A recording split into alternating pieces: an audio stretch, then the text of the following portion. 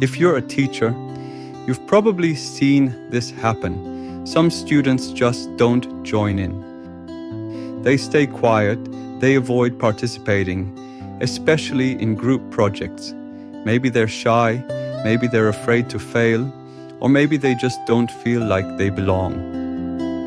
But in this project, something amazing happened. I did this with 5 different classes. Each class had about 25 students. And guess what? 100% of the students participated.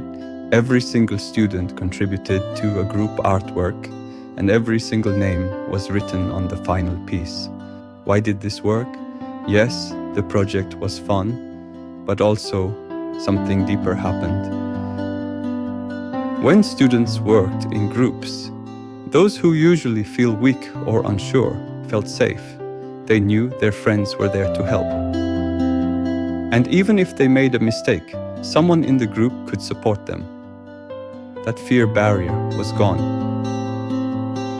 I always tell my students, there's no right or wrong in this kind of art.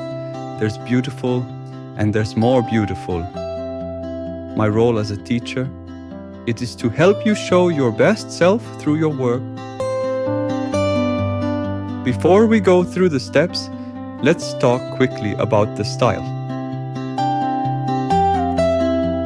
Geometrical art means taking familiar shapes, like animals, cars, houses, or even people, and turning them into simplified geometric forms, mostly triangles.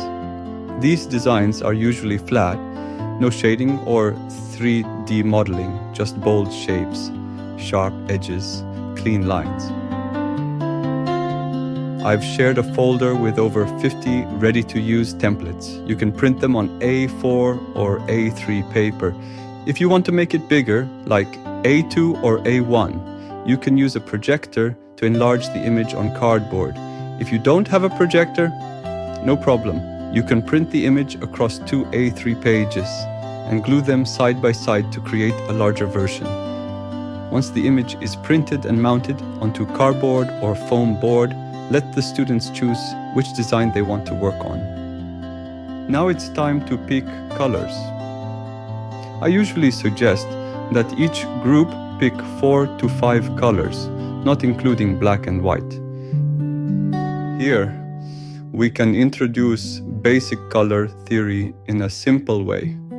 How do we choose colors that go well together? How do we make the shape stand out from the background? What is color value or lightness? And how does it help make the artwork look better? Now I teach them how to use the paper tearing method, also called paper collage. I give each group small containers of white glue, plus brushes that are safe and easy to use. And I always remind them, apply glue under each paper piece, and over it as well, one piece at a time. This helps make sure everything sticks properly. What I love most is we don't need new paper.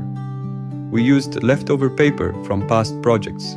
It's a perfect time to talk about recycling and how reusing materials helps the environment. Important reminders during the process. Don't use scissors. Tearing paper by hand creates soft, natural edges, and that gives the artwork a richer texture. Overlap the paper pieces. Don't place them side by side. Overlapping adds depth and visual interest. Cover all the areas. Don't leave any blank space. One of the best features of this style is the black outline around the shapes, so let's make sure it stands out. We cut thin black paper strips and glue them carefully over the original lines. This gives the whole piece a strong and finished look. Before we display the artworks, each group writes their names on a piece of paper. We tear the edges of the paper for a nice texture and glue it to the bottom corner of the board. Want to go one step further? Mount the whole artwork onto a larger colored foam board. Let the students choose a color that fits their design. It adds a frame effect and makes the work pop. An easier version for younger students. I used a similar idea with 7th grade students, but some parts were too difficult for them, so I made a few adjustments. We used the projector to trace animal shapes in geometrical style onto cardboard, but instead of collage, students filled the shapes with different patterns and designs using colored pencils and markers. I gave them a sheet of pattern samples for inspiration, but they were also free to invent their own. Once they finished, we added the black outlines using small strips. To make it look like the shapes were stitched together, it was creative, fun, and easy enough for their level. Resources included in the description.